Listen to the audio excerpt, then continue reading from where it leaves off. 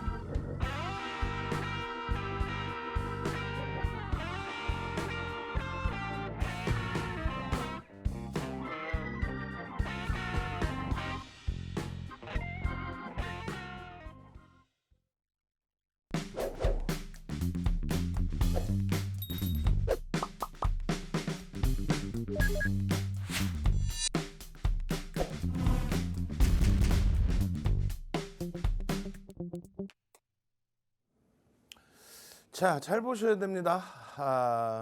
미국에서부터 해답을 좀 찾아보시죠. 중동 관련된 문제에 대해서입니다. 미국에 민주당 정부와 공화당 정부가 있잖아요.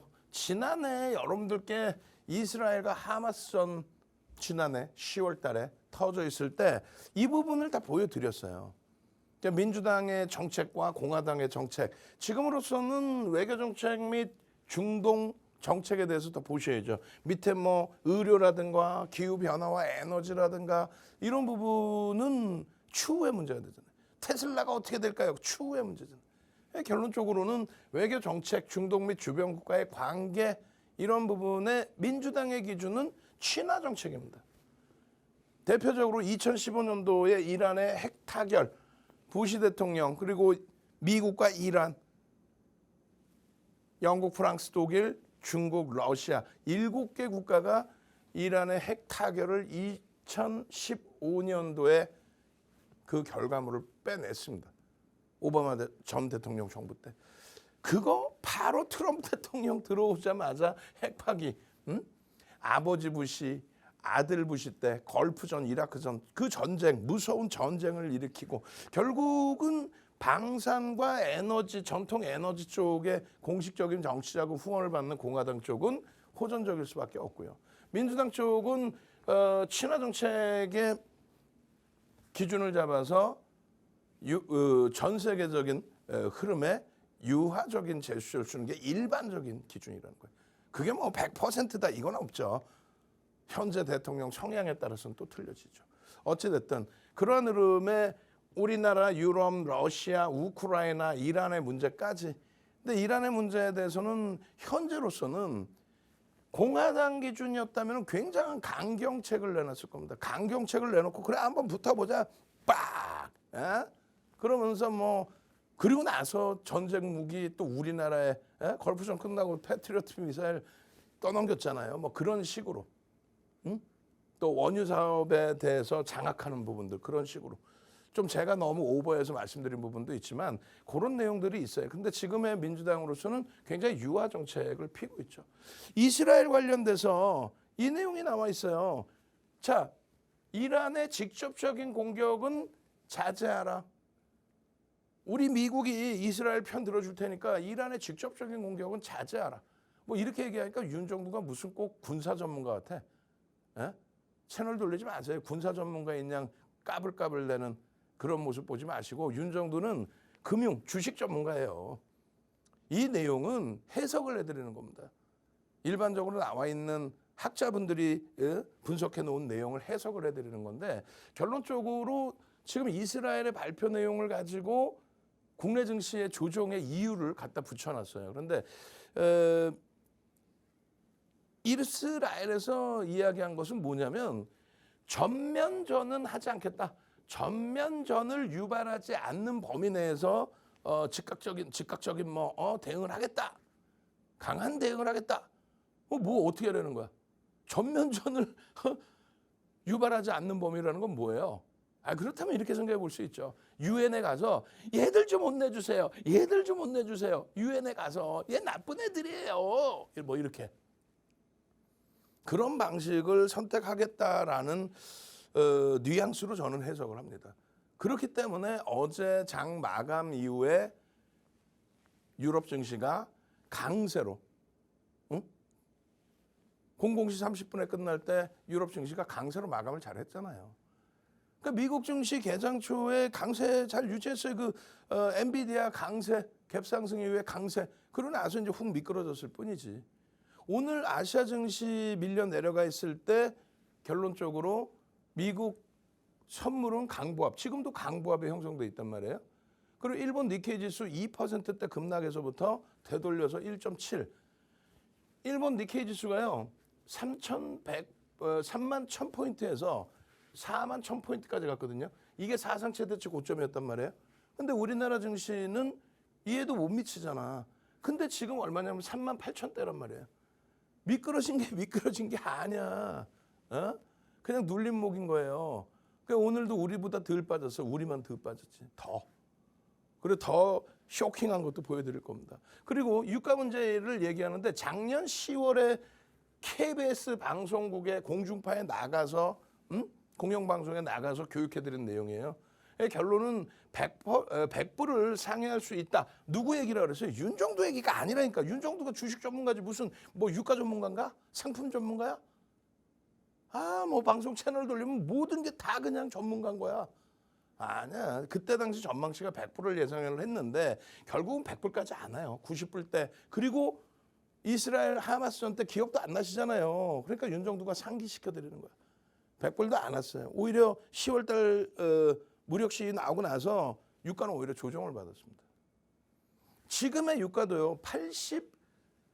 그러니까 90달러가 안 돼. 100달러? 태문이도 없어. 만약에 이란이 공격적으로 개입을 한다면 서방과 아랍 전체가 충돌한다면 호르무즈 해협을 봉쇄하게 될 경우에 전 세계의 원유의 유통량의 30% 정도가 막혀버리니까 150불까지도 올라갈 수 있다. 그렇게 되면은 JP모건 회장님이 말씀하신 것처럼 유가의 급등에 따른 물가지수의 강세에 따른 인플레이션의 우려감 그 부분 때문에 추가 금리를 올려서라도 물가를 잡겠다. 이렇게 돼서 8%까지 금리 인상이 나오게 되면 굉장히 곤란해진다.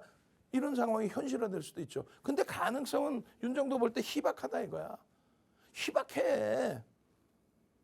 이게 지난 10월 25일 날 KBS 녹화 방송 뜰 때 1시간 30분짜리 녹화 뜨면서 보여드렸던 이라크전과 하마스전 기준에서 유가에 대한 얘기에 대해서 전체적인 흐름을 올려놔 드린 거예요.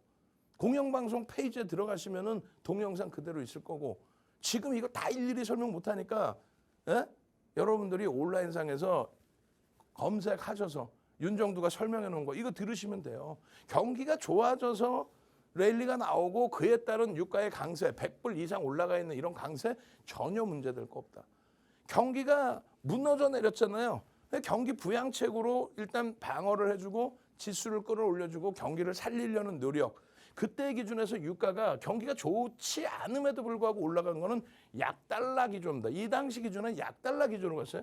미국의 정책의 흐름이. 약달러 기조니까 1리터에 1달러에 팔았다고 치면 원유 1리터를 1달러에 팔았다고 치면 그때는 빵 하나를 사 먹을 수 있었는데 약달러 기조로 전환되면서 엔화 대비 어마어마한 약세를 띠니까 1리터에 1달러에 팔면 빵을 못 사 먹어. 그러니까 그냥 100불 이상에 그냥 갖다 붙여놓는 거예요. 110불에다가.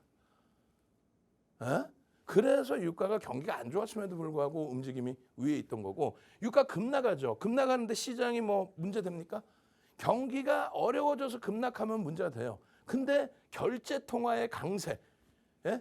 기축통화, 결제통화의 강세, 달러의 강세 때문에 당연히 상품 가격이 내려오는 것. 달러 환산 가치로.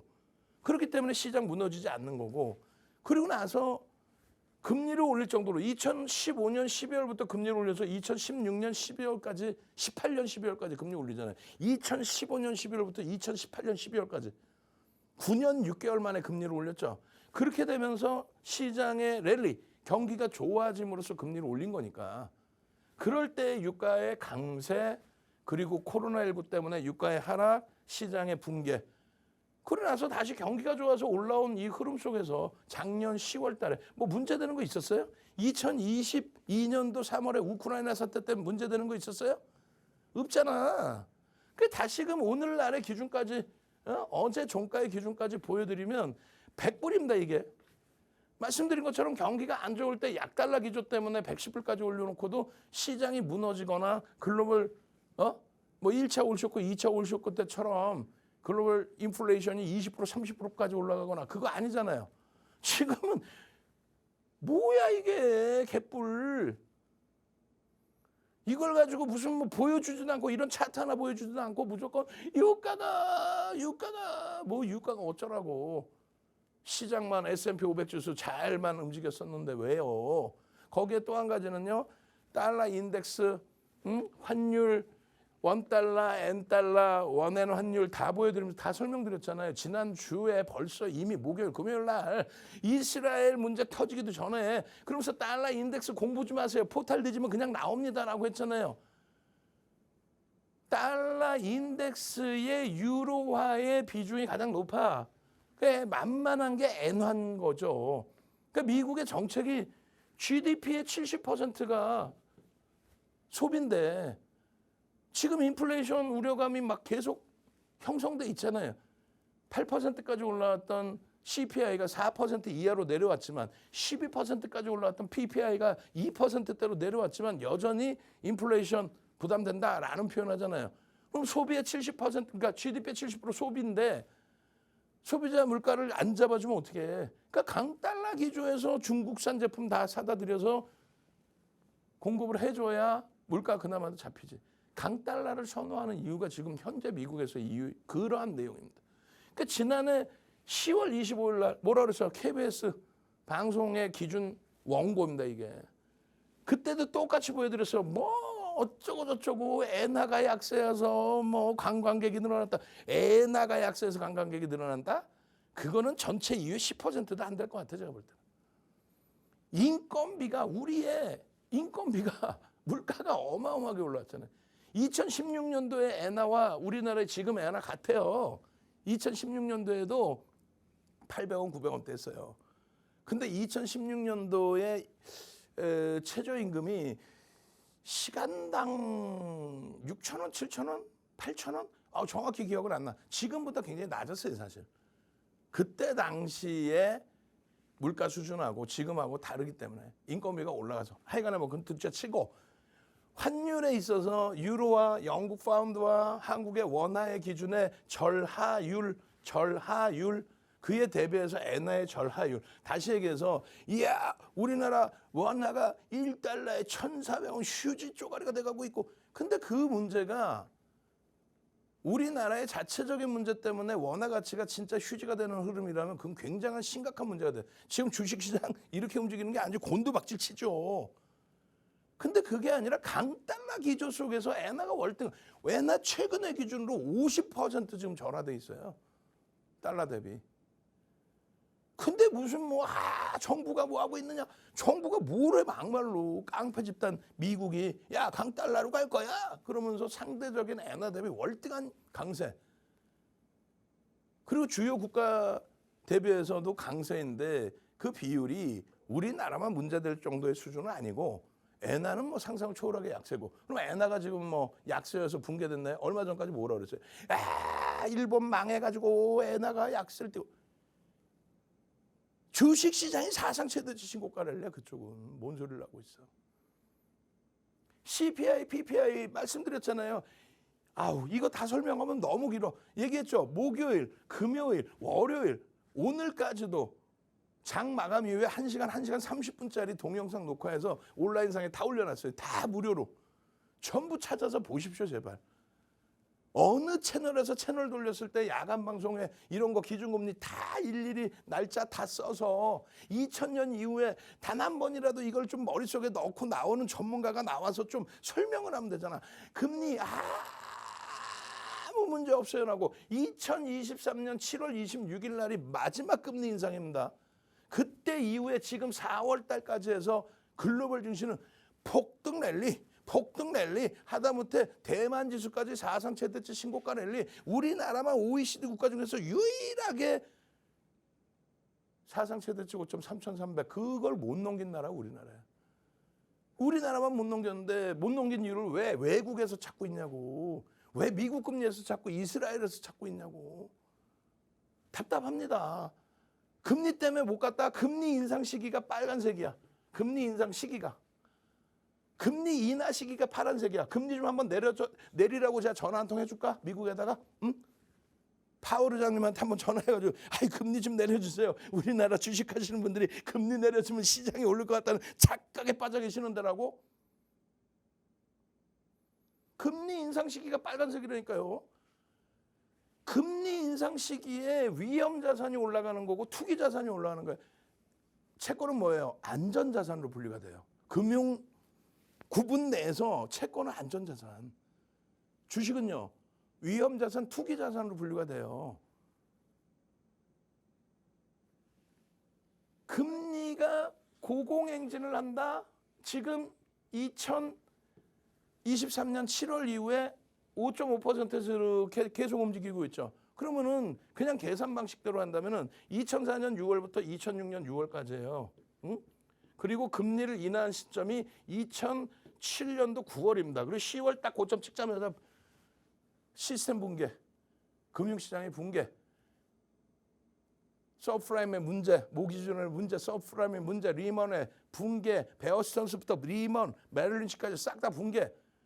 그 흐름이었단 말이죠. 1년 3개월 동안에 어마어마한 랠리가 추가적으로 나온 거예요. 지금 1년 3개월 여기다 플러스 해주면요.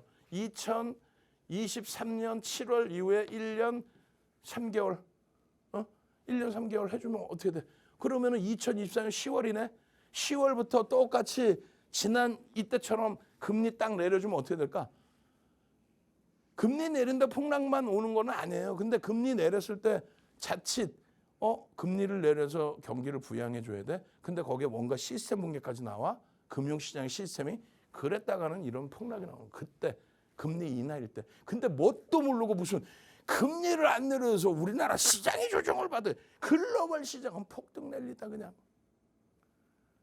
그럼 무슨 경제평론가라는 말도 안 되는 직업군. 그 경제평론가라고 있어요? 직업군이 혹시? 경제학 박사님을 교수님을 모셔다가 들어보아도 모자를 파네. 무슨 경제평론가라는 말도 안 되는 사람들을 불러다가 공중파에서 그러니까 엉뚱한 소리를 듣고 잘못된 정보를 가지고 시청자분들이 골탕을 먹는 거야. 지금 이게 뭐예요? 이게 뭐야? TA-35가 뭐요? 뭐긴 뭐야? 이거 국기 안 보여? 이스라엘이지 무슨. 어제 몇 시에? 5시에 끝낸 이스라엘 조차가 1.23으로 마감됐어. 우리나라 2% 빠졌어 오늘. 근데 무슨 이스라엘 얘기. 전쟁 우리나라가 났나? 오늘 기준에 8시 16분에 원고자 잘라갖고 올 때 0.47이에요. 마이너스. 우리나라가 전쟁 났냐고. 아유, 나 참나.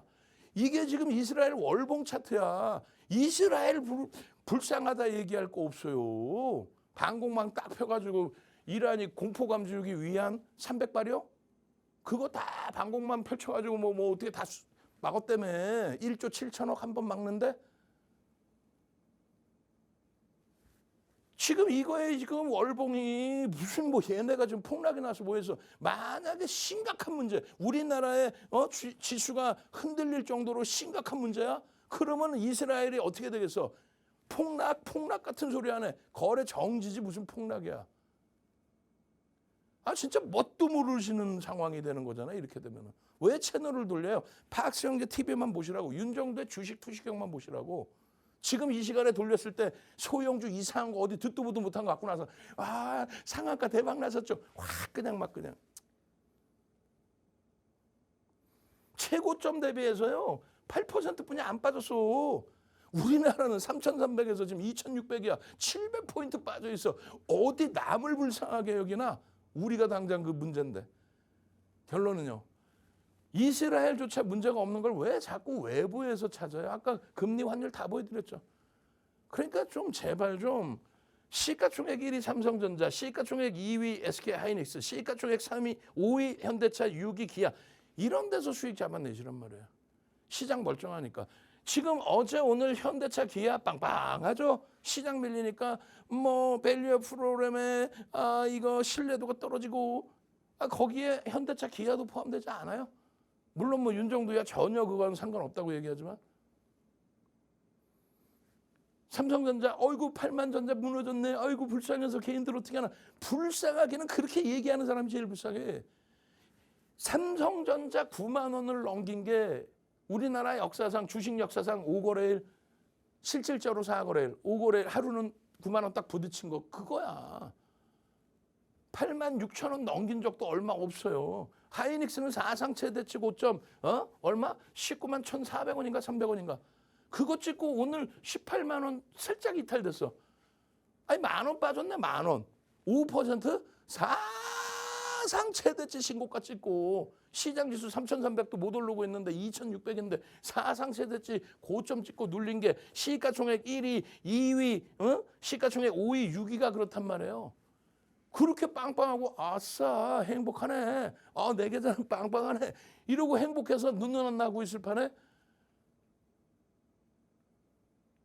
주력 포트폴리오 제대로 채우세요. 이렇게 채워놓고 그리고 나서 오늘 같은 날 뭐 S바이오메딕스 이런 시가총액 1조 미만짜리 종목에서 상한가 종목 검색기에서 다 튀어나와주면 들여다보면 되잖아. 현대차 기아의 이 흐름을 가지고 엔캠 같은 종목군들도 4월 1일부터 재공약 이후에 변동성의 확장.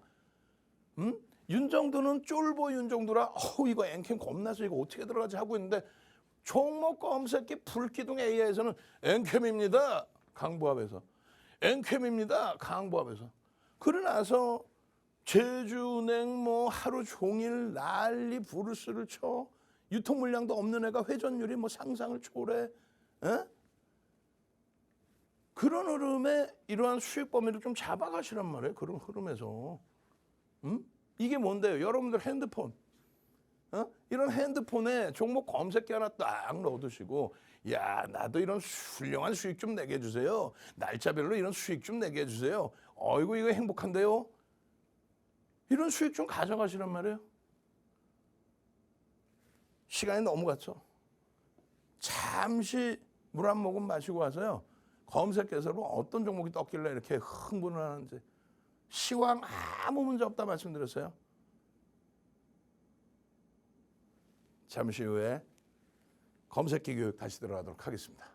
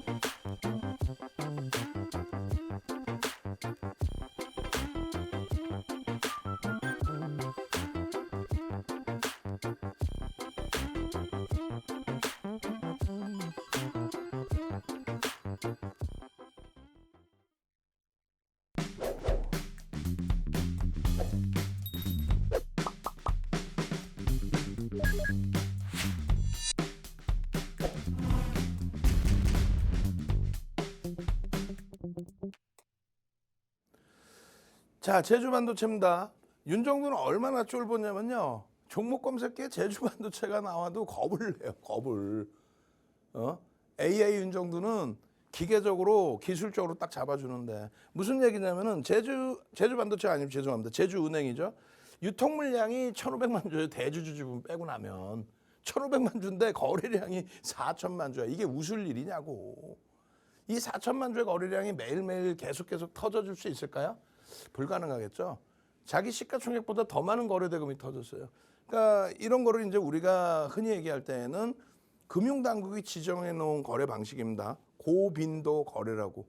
뭐 직역을 해놓은 것 같아요. 그런데 어찌됐건 고빈도 거래라고 표현합니다. 금융당국이 지정해 놓은 단어예요. 그 고빈도 거래가 해외 시장에서는 불법은 아닌데 우리나라는 불법으로 지정했어. 왜? 시장이 취약하다 보니까 매수매도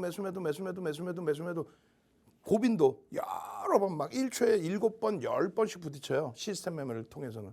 그렇게 해서 그 거래량만 증가시키고 거기에 따라붙는 흐름에 비이성적인 변동이 나오다 보니 고빈도 거래는 불법이다. 이게 이제 금융당국의 주장입니다.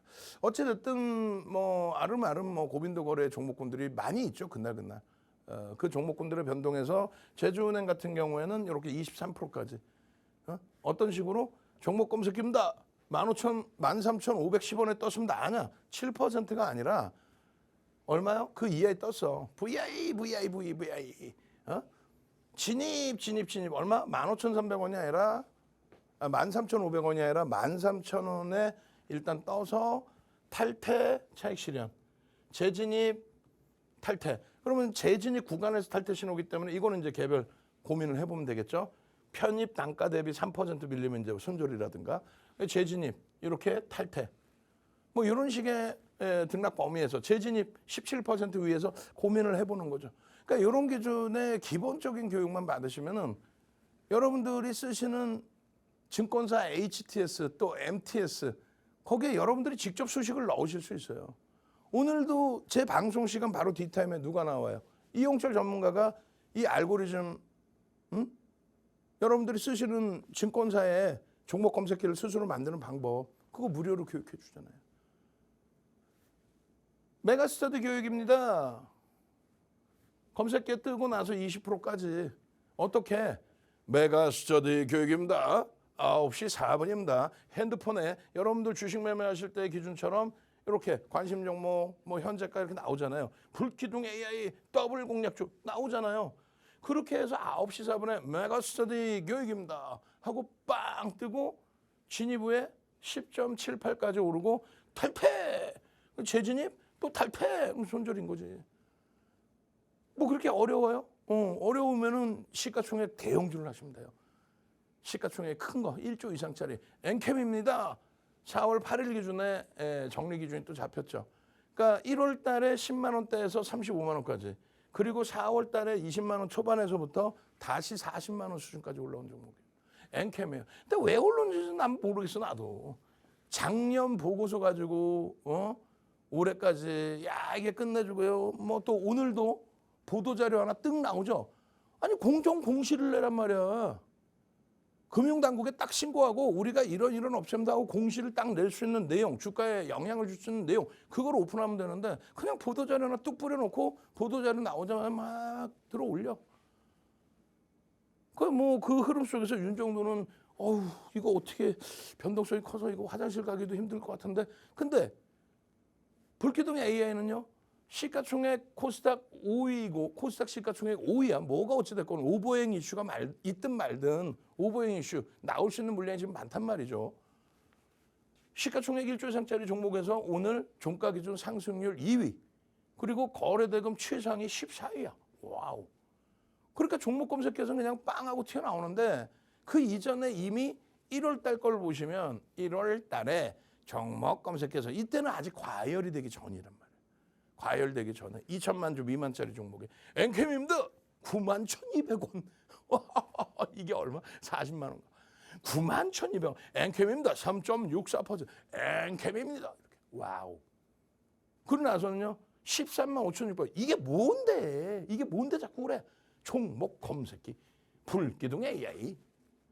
여러분들 핸드폰에 그냥 15만 두면 되는 거. 여러분들이 직접 수식 넣어서 만드시면 돼요. 아우 그걸 내가 언제 어떻게 배워서 만들어? 그럼 윤정도 거 갖다 쓰세요. 무료로 그냥. 엔캠입니다. 그러고 나서 엔캠입니다. 17만 원.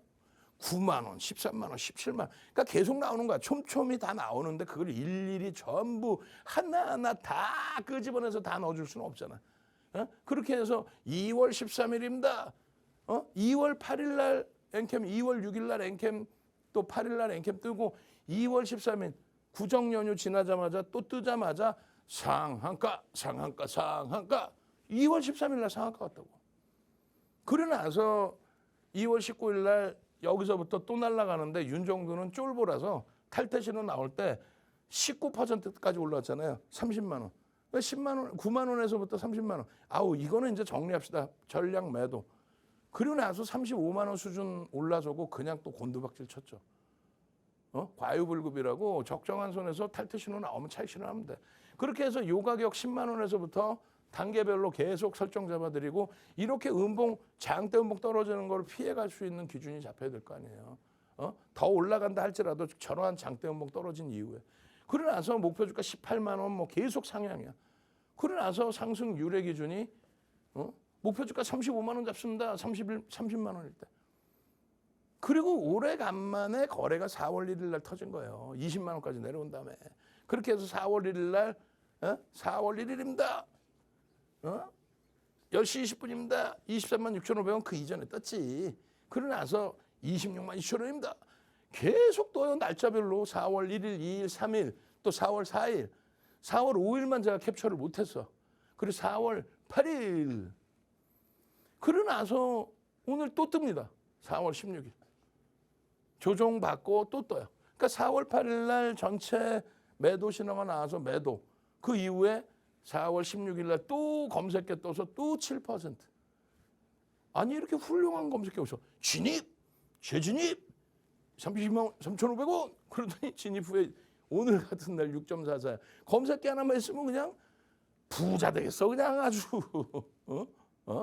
4월부터 해서 약 48%의 폭등이 나온 겁니다. 여기까지. 그리고 매도 신호가 나왔겠죠. 그러고 나서 여기서 움직임 속에 흐름이 나왔는데 거래가 월등히 터져주지 않으면 힘들어요.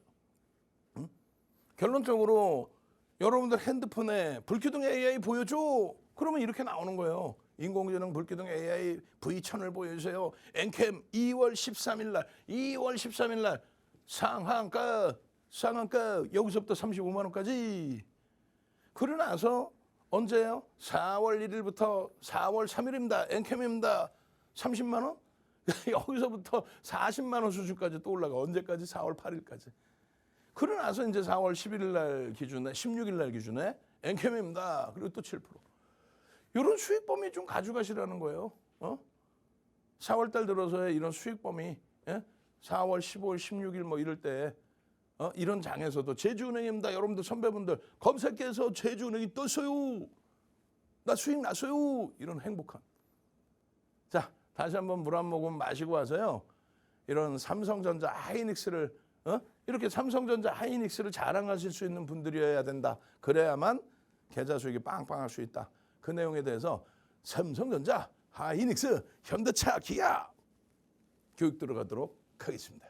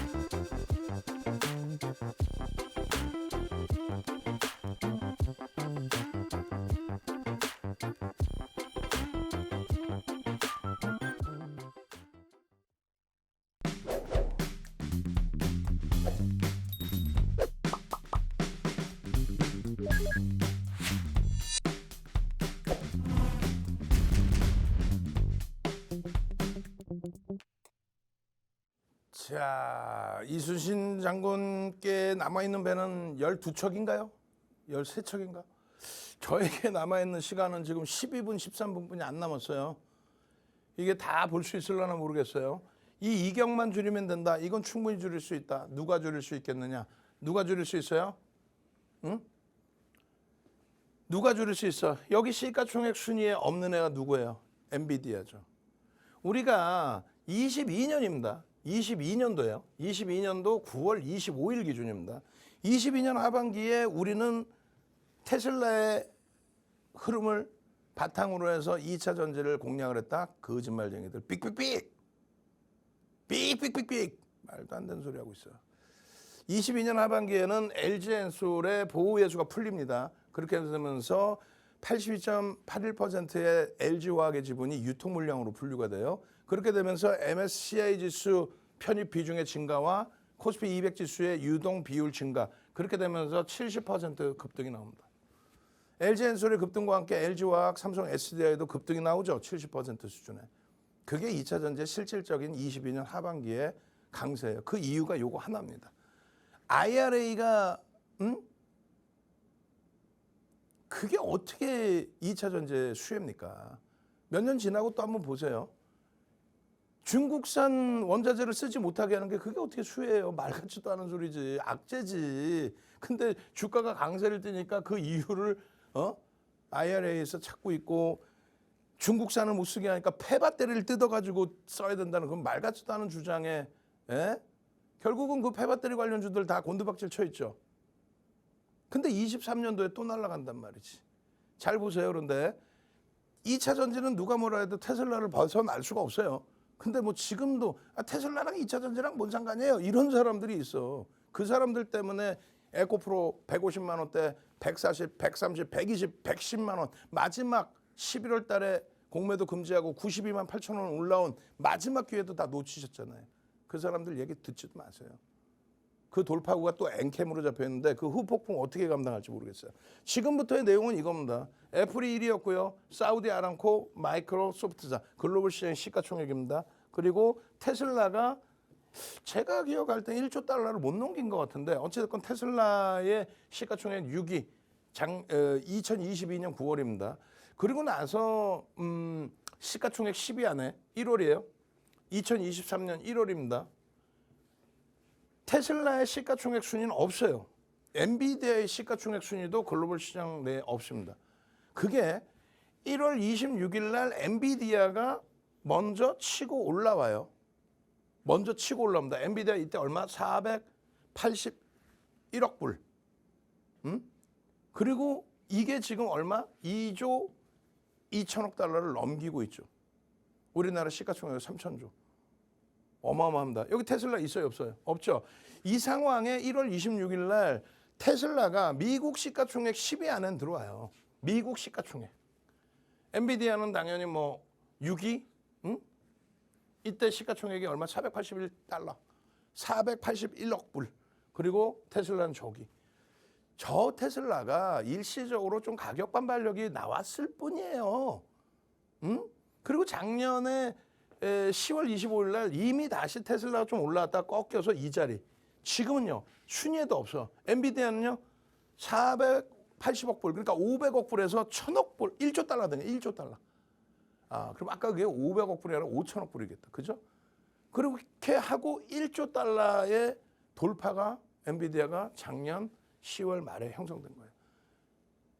시가총액이 1000조 수준을 넘긴 거는요. 그러니까 8천억 달러를 넘긴 거는 작년 5월 24일이에요.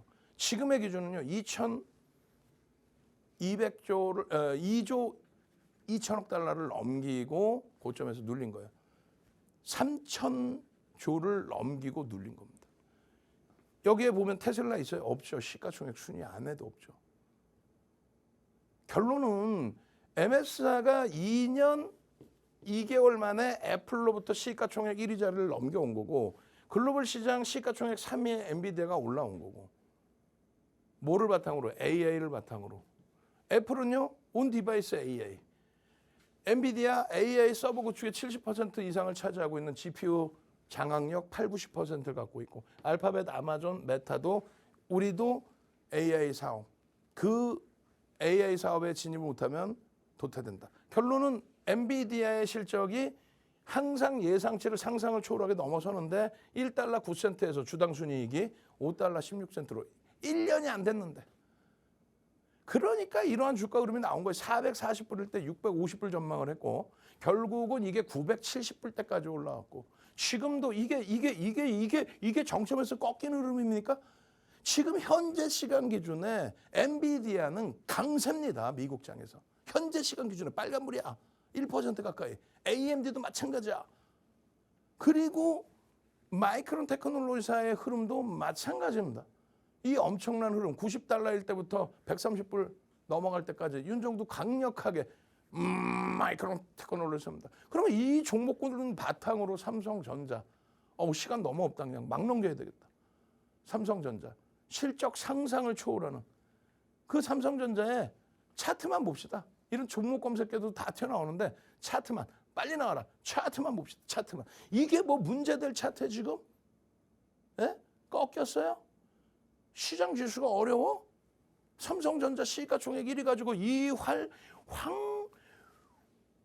어마어마한 화랑장사나 느낄 수 있는 이 엄청난 수익을 지금 우리는 만끽하고 있는데 하이닉스? 지금 하이닉스 봐봐요 지금. 실적이요. 지난해 10월 말 전망치 8조 1천억을 넘겨서서 13조 8천억까지 올랐어요. 5조 7천억이 올랐어요. 실적 전망치가. 얼마? 70% 이상 증가했어요. 작년 10월 말 대비해서 하이닉스는요. 무려 얼마? 50%대 강세예요. 근데 실적 전망치는 70% 이상 증가했다고. 지금 글로벌 시장의 AI는 테슬라의 전기차의 정책적인 흐름 그것과는 사뭇 다르다는 거예요. 내일 당장의 공략주 들여다보실 그 흐름입니다. 제발 좀 부탁인데요. 이러한 종목군들 시가총액 1조 이상짜리 한미반도체 같은 이런 종목군들에서 엔캠 조금 전에 보신 가온칩스 1조 이상짜리에서 상한가 종목 좀 잡아내시고 종목 검색기 가지고 여러분들도 항상 행복하신 가상계좌 가지고 40일 거래인가요? 27거래일에 44%, 39거래일 40일 거래에서 72%. 1월 29일부터. 지금 2기 운영하는 것도 보여드릴 거예요. 내일부터 당장. 잠시 물 한 모금 마시고 와서요. 현대차, 기아 교육 들어가도록 하겠습니다.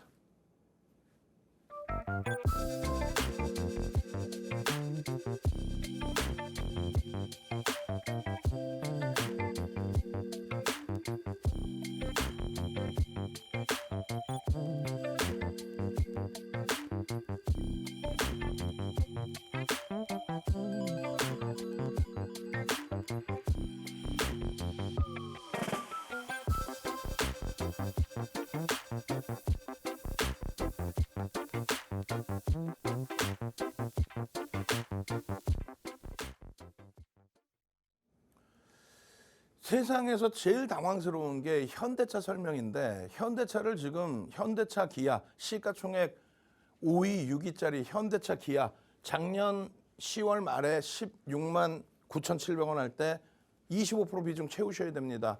마찬가지예요. 19만 4,600원에도 25% 비중 채우셔야 됩니다. 또 마찬가지예요. 3월 포트에서 25만 원 할 때에도 25% 비중 채우셔야 됩니다. 4월 포트 23만 3천 원 할 때에도 25% 비중 채우셔야 됩니다.